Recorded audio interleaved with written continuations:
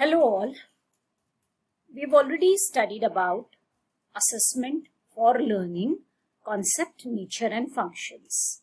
After that, we saw the perspectives to assessment.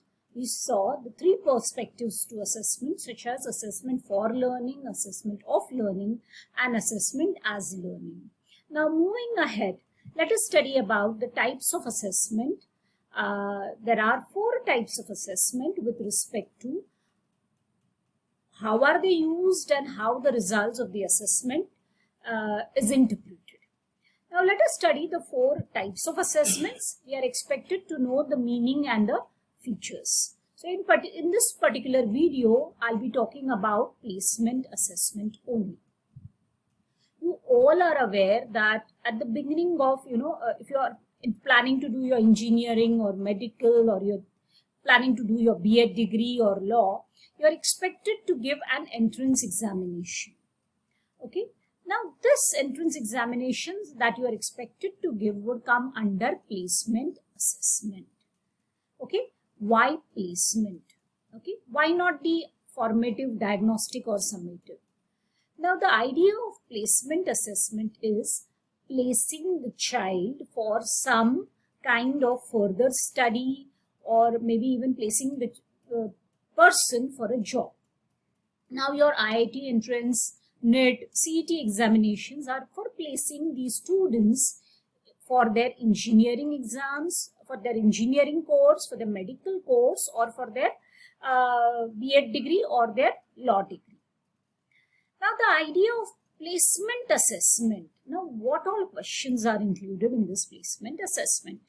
I'm sure you all have seen either of these papers which are used for placement assessment.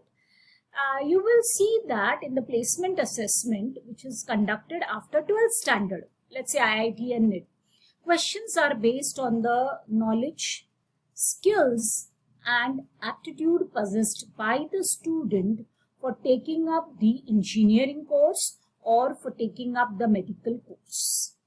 So it is usually conducted after 12th standard. So naturally, whatever portion is covered till 12th standard, you are expected to know the subjects that you have covered in your 12th standard, especially with respect to science or maths. Besides that, even your aptitude for taking up engineering or medical course is also taken into consideration. If you are doing your CET examinations, then again, it is usually conducted after your graduation degree, and you are expected to have the knowledge, skills and the aptitude for becoming a teacher. So placement assessment is usually conducted to ensure that the right person is selected for a right vocation. Because immediately after doing that vocational course, you will be getting into a vocation. So with the help of this assessments, it is judged whether you are fit for taking up that particular degree. If you are not able to meet the criteria, or you are not able to reach that particular level, percentage or percentile of placement assessment, then you are not considered for that course. So you need to have that special, level of knowledge, skills and aptitude for taking up your engineering, medical or your B.Ed degree. Now placement assessment, the idea is, many people, many, you can say like lakhs of students apply for all these entrance examinations. But those who are fit, who have the right aptitude, who have the right knowledge, right skills for taking up a particular vocation and for placing in a particular course are selected for this in this entrance examinations.